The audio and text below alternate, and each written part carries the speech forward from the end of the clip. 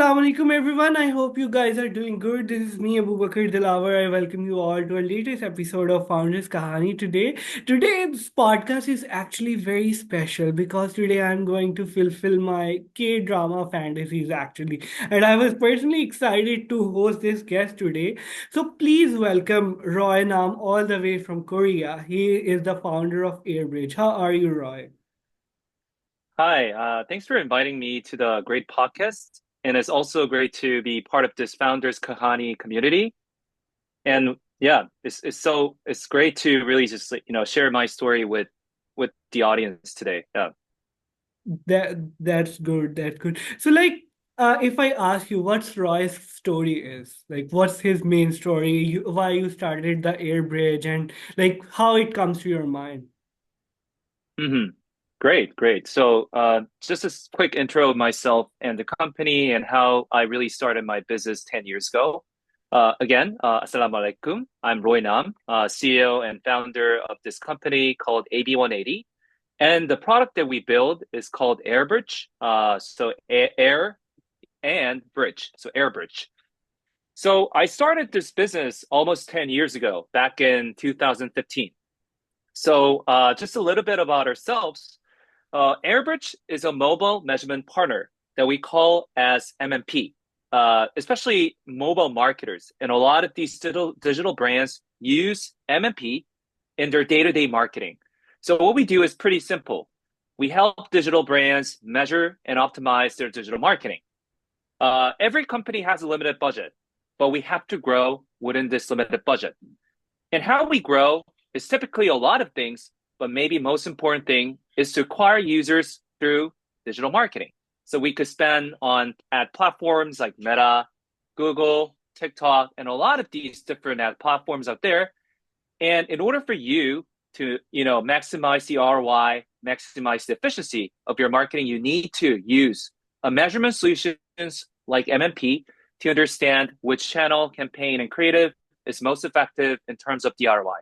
So we help you gain that visibility and eventually reallocate the budget to the most effective combinations of channel, campaign, creative, and keyword to drive maximum traffic, installs, and user acquisition, engagement, and more. So that's what we do.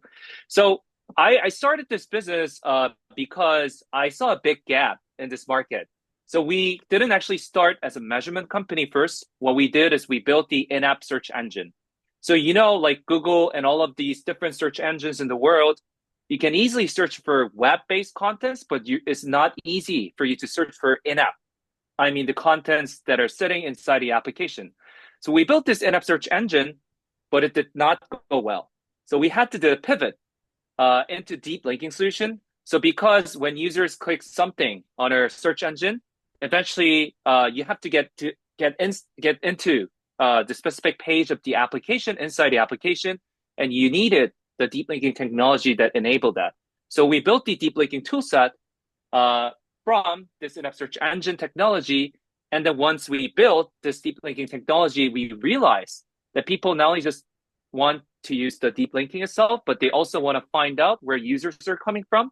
That's where we did a second pivot and made ourselves into the proper mobile measurement partner solution. Yeah. So it's kind of a very quick story of myself and the company. That's a very interesting story, and I guess like most of the people I invite investors, startup coach as well on this podcast, and you know what? They all told like the startup founder's best friend is the word pivot, basically. And I think you use that word in your life really well. Yeah, yeah. Yeah. So basically, what's mainly the mission of your company, and what's mainly the mission of this product? So in one sentence, we help companies grow. We help companies maximize their ROI, return on investment. That's what we do. That's really interesting. That's really interesting. So yeah, I've been looking at your LinkedIn. You are mainly like from a digital marketing background, right? And like a lot of listeners to my podcast are also from the digital marketing background, and I'm personally also from the digital marketing background. So what do you think, like how important the attribution is basically in the digital marketing? Yeah, it's totally important. I would say it's is an essential tool that you must use. The reason why is very simple. Every business want to grow, and in order for them to grow, they need to acquire new users. They need to drive repurchases. They need to drive engagement. And the easiest way for you to acquire users is through digital marketing. Of course, many of these great services grow organically. However, even these organically grown services, they once spent a lot of money on digital marketing to acquire users. So they would need to spend money on Meta, Google, TikTok, Apple Search Ads, Moloko, and all of these different services out there. And when you do that, you need to understand which channel, campaign, and creative is most important in terms of ROI to really allocate your budget to these most effective channels, campaign, and creatives to drive the maximum ROI. And without the tools like MMP, without the tools like measurement solutions, you cannot figure this out, especially for mobile apps. And that's exactly the reason why you would need such solution. Yeah, that makes totally sense. So how basically like your product Airbridge is helping brands in their digital growth mainly? Sure, sure. So, for example, let's actually give an example of the gaming company. I know I visited Lahore, Pakistan several times, and I figured out that there's so many fast-growing gaming companies in the community. And suppose you are a gaming app, publisher who just developed your own app and wanting to go global. What you would do is you want to actually install the MMP SDK. The SDK is a software development kit that you would install inside your application by adding a few lines of code. And once you actually embed the code, we will start collecting user behavior information, such as app installs and in-app behaviors like signups, purchases, or any kind of like ad monetization kind of information. And on the other hand, because we're integrated with these advertising platforms in the world like Google Meta or TikTok, Apple Search Ads, we actually fetch the ad touchpoint data from these advertising platforms, combine them with the user behavior data that we have already collected, combine them together, and construct the user's journeys from the touch points like clicks and impressions to the app installs and beyond that in-app events. And we figure out which channel, campaign creative is actually taking the position of the last touch point on the user's navigational journey. And we actually give 100% credit to that touch point. And this is something that we call as last touch point attribution model or last click attribution model. So we do that on a real-time basis for hundreds of thousands of millions of app installs and in-app events. And eventually we aggregate them all into the statistical data that you can view on a dashboard. So if you are a mobile marketer, again, from a gaming company, you would actually access this dashboard every day and see, oh, how much I'm spending on this channel A and how many installs are they generating? What's the cost per install? What's the retention rate of all these users coming from this channel B? How good is my retention rate for day one? How good is my retention rate for day 7? And based on this information, you decide whether to seize this campaign or keep spending on some of these campaigns. And maybe you decide to, withdraw money from channel A, instead put it into channel B. And by all of these, reallocations of the budget, eventually you can drive the maximum ROI. So that's kind of what you would do as a gaming marketer, and which will help you, acquire more customers with the limited budget.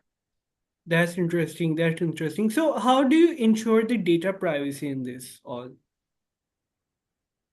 Very good point. So essentially, of course, the data privacy is not just something that us as a SaaS can do, but also something that the mobile app developers and publishers should ensure in the first place. So typically, we would recommend these mobile apps developers to really get the user consent in collecting their data and eventually delegating the rights to the third-party solutions like us to collect the data from our server side. So getting the user consent is the very essential thing that you must do. And in order for you to be compliant with all these privacy regulation is necessary. And the second thing is, of course, we need to really build a very secure, privacy-friendly analysis environment so that no data leakage or data breaches should happen. and all of the data should be contained safely inside the server side. And lastly, of course, we are compliant with all of these different certificates in the world, like ISO 27001, SOC 2 Type 2. So we're certified with all of these security compliance certificates, and also at the same time, with our own dedicated security team, we ensure that our server-side environment is safe, clean, and privacy friendly. That's good. That's interesting. So, you get to use to talk to like a lot of brands on daily basis globally because you are in digital marketing. So, what is the most common challenges that you have seen in the brand for their digital growth, and how basically what solution you pitch to them? Yeah, there are a lot of challenges, but one thing that I always emphasize is the go global mindset. What I mean by that is, of course, like each economy in each country has their own, merits. For example, like US is a big market itself is Yeah. sustainable enough for these digital companies to grow. But except for the US market, it's true that none of these countries in the world, or maybe except for US, China, and Japan, and a few of these bigger countries, every digital companies in each country has to go global. Meaning that if you're developing a game, you should develop it and export it to the US market, Chinese market, Japanese market, European market, and more. If you are developing a subscription app, of course, that subscription app, like healthcare app, meditation app, any kind of these apps can be used by the global users. So what I always emphasize is that definitely you have to have a going global mindset. And second, when you want to go global, you need to use some of these advertising channels very wisely, and you have to understand how to use them well. For example, you have to use Google well, you have to use Meta well to acquire users from the European region. You have to use them well to acquire user from any different other countries. And what I mean by understanding is that you have to study how to use them well. You have to know about all these best practices, and also at the same time, you have to use some of these solutions like Airbridge, the MMP, or you can use for websites. You can use something like Google Analytics or Amplitude, and you need to use these tools wisely to how to make data-driven, informed decisions. And also, you need to think about the monetization, meaning that you have to not only just, you have to not only just promote your product, but also you have to make money out of the products. You have to understand how to monetize through, in-app ads. You have to understand how to monetize through, subscriptions or eventually in-app purchases. So once you understand how to do this UA, user acquisition, through MMP and different advertising channels, plus the monetization, if this UA monetization, played well, really well, and combined together, can actually bring you a very efficient unit economy that you acquire, they spend on your own platform, and the business becomes profitable. So this is really hard, eventual goal, ultimate goal that you have to accomplish. But once you're there, I've seen a lot of these local digital companies successfully monetize their services in countries like US, although they're not even from the US or some of these countries that they do well. Nice, nice. So talking about basically the tools, like one of the most important thing in planning out a digital strategy is basically miring the digital strategy, right? And pivot according to it. So according to you, like with so many options available for mire your digital strategies. So what do you suggest to startup founders and more, maybe the marketers that deciding of a tool, what things they should look into the tool to basically measure their strategy? Well, since you're selling the paid service, right? We believe that it's burdensome for the early stage founders to use these paid services. So I would definitely say that you can, as an early stage founder, you should look for those free services. For example, Google has Firebase, which is, kind of a necessity for all of these app developers. So you can use Firebase initially. And eventually if you believe that now you have the sufficient budget to spend on these channels and you want to grow your service with paid services, you can explore the next level solutions like, MMPs, paid MMPs like Airbridge.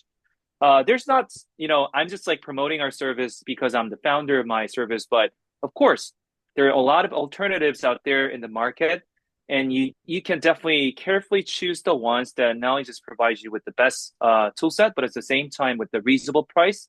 And also, the customer support is important because once you don't understand the tool, someone has to teach you and coach you and guide you to use it well. And these are the things that you should definitely consider when you.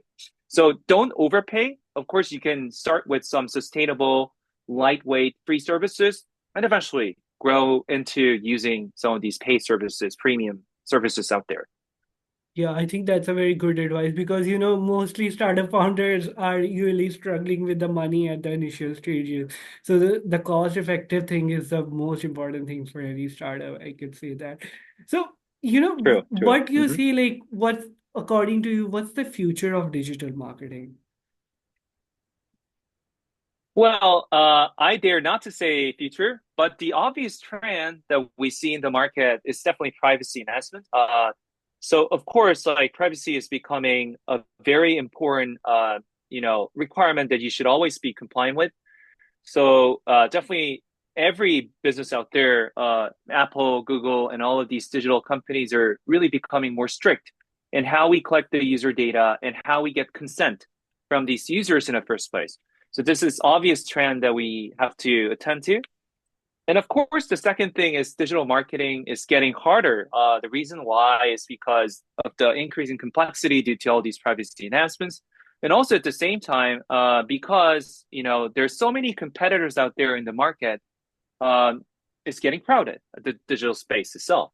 So considering that, I really believe that having this expertise in digital marketing and really having the experience spending wisely on these channels, monetizing the traffic and becoming a profitable digital business, this kind of experience is becoming a really valuable experience, especially if you're not just doing this for domestic market, if you're going global and you have been successfully doing your business in the global market, this kind of experience itself is such a valuable asset. And I believe that those people who have done this should be disseminating this knowledge inside a community for the commonwealth of the founders community. Yeah. Yeah, exactly. So, what advice you give to if there is a young student watching this and he wants to make his career in the digital marketing? So, what is your advice to him? Like, what should he start studying and working on it? Well, so if you are a student wanting to become a digital marketer, the best way for you to become one is to really find a company which is going global, which is spending a lot on these digital advertising channels, which has exportable goods like gaming or subscription apps or whatsoever digital services that they can easily export to. So find that company, really enter this company, and given the chance, you should definitely do experience. Do you have to accumulate such experience by yourself really optimizing, measuring, and spending on these channels? And of course, if you're a founder, I definitely think that the domestic market is so small for every business, and you have to definitely think globally and also build those apps that can go global, can be used by a lot of people out there. Okay, okay. And what do you think, like, what are the techniques or the skills they should learn, basically? Because, like some years before, like people said that if you want to be a digital marketer, learn social media marketing, learn Google Analytics, all these stuff. So what things we should start learning these days to stay ahead in the field of digital marketing in next 10 years? Well, just like the podcast that you're running, of course, I recommend just like two simple things. Do a lot of LinkedIn and YouTube. There's so many good sources out there that you can learn from. And especially LinkedIn is a great community because Yeah. if you actually find one guru, if you happen to find one guru, what you can easily do is that you can also follow those people that this guru follows, because it all like is all like public there. Those postings that this person liked, those posting that this person replied to, and slowly you expand your expert network. And sometimes you can even, send the connection requests. And if they accept, then you become their friends and leave some comments again and again. So you slowly expand your connections in the LinkedIn professional community, or you can just follow them and read some of these articles that they post about. And when the times becomes that you understand much of the content that they're posting about, then you also are following the trend side by side with these professionals. So that's exactly what I do, even for myself, because I can't cover all of the knowledge that is currently discussed in the community, in the marketers community. I try to follow these LinkedIn professionals and those influencers and those who really voice out and stand out in the market. I really follow them a lot, make a lot of replies, try to like their postings, and also write my own stuff to also share my ideas and thoughts. So this like LinkedIn community, plus following those who publicly share their insights on YouTube or these channels is so much important. Yeah, by the way, are you available to become a guru of someone? Uh, well, I wouldn't really call myself as guru, but I've been doing this for 10 years and I pretty much, follow all of the experts in the LinkedIn community. So if you follow me or if you become my connection, of course, you will be able to see those postings that I like. And eventually, some of these postings, I hope that they be really inspirational to you guys as well. Yeah.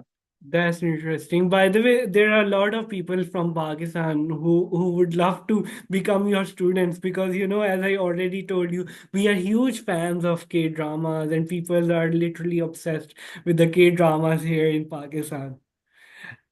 Yeah, so Let's hear. Yeah. the Hmm. advice basically you shared for the students are really like it's appreciated, and I think you told very on point things like the things which are going to be the future, and you should start learning from a guru and start learning from LinkedIn and these all open resources as well.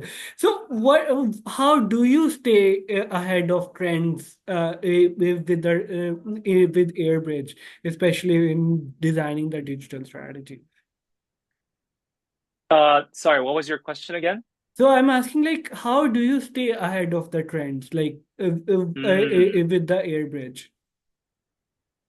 Well, how do I how do I stay ahead of the Yeah, trend? yeah, I Very interesting question.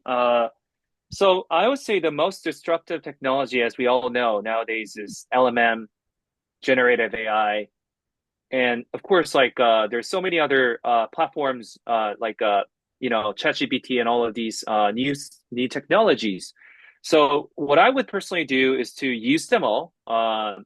And even on LinkedIn, if you follow these people will post things about like five best tools for Gen AI tools that you must use, seven different like ChatGPT applications that you must check out. So I would actually, read these postings and maybe save them to my library. And I take my time to not only just, use the free versions of these solutions, but also subscribe to some of the best ones and use them myself to gain the experience, get ahead of these trends. And also at the same time, I mentioned about the LinkedIn professionals community. I try to read the postings regularly every day for like 20, 30 minutes, just like as if I'm reading the newspaper. I would read them all. I'll try to save some of these, insightful postings. I even share some of these postings with insights with my own team members as well on our Slack channel with my own thoughts as well. So doing that regularly, of course, like using some of these cutting edge technology and solutions yourself, and also really expanding your LinkedIn professional network and following them and collect their thoughts regular basis is some of the things that I would recommend even to myself and my friends and to the community for sure. that's a really good way of staying ahead of trends, man. So how now like how we are obsessed with the stories as well. So can you share some of the stories like where you successfully build a digital strategy of a company using Mhm. Airbridge? Well, uh, there's a lot of these stories because we've been supporting more than like 300 to 400 mobile businesses so far, help them succeed domestically and globally. But one case that really comes to my mind is this gaming company called Huyaho. So Huyaho is actually a gaming company that originally is coming from Korea, And what they're building is a casual games, and these casual games are loved by Generation Alpha.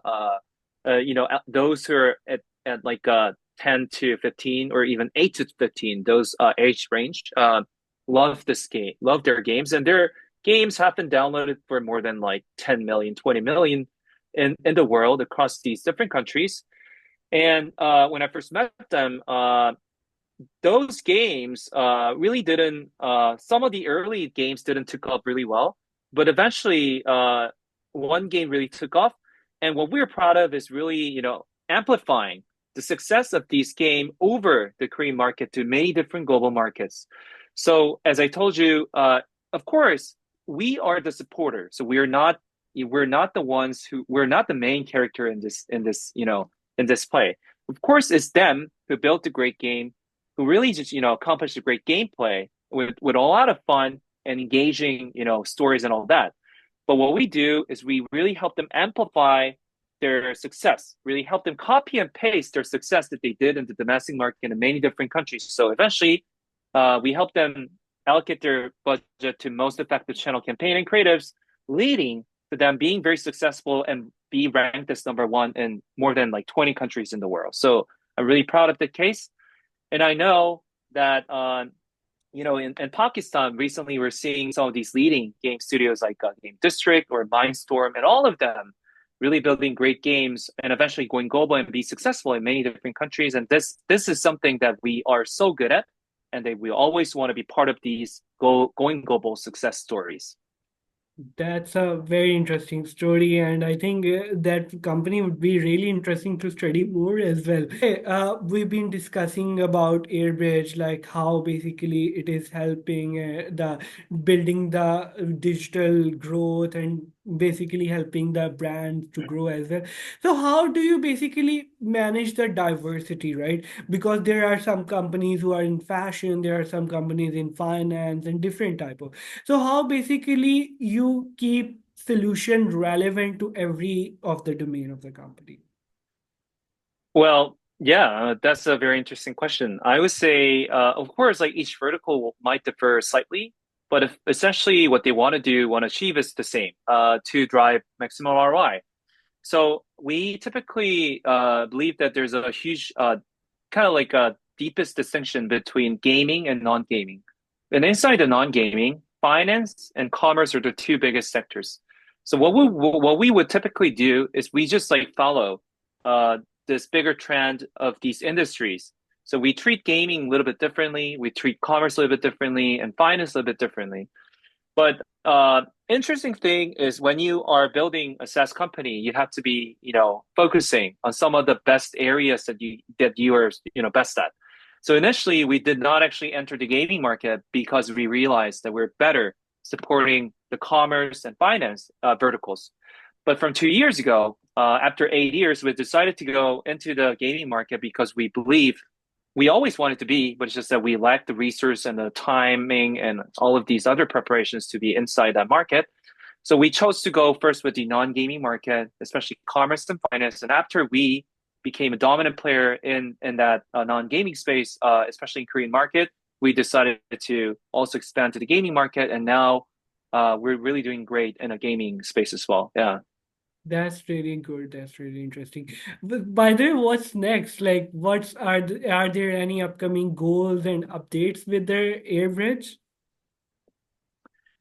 Well, yeah, we're certainly going global. We have our team on ground in China. We have our team in Vietnam. We have our team in Turkey, Istanbul. We are also planning to set up our own team in probably Lahore, Pakistan as well, because we all already have our international members who have visited Pakistan, and we also do have a Pakistani team member full time working with us together.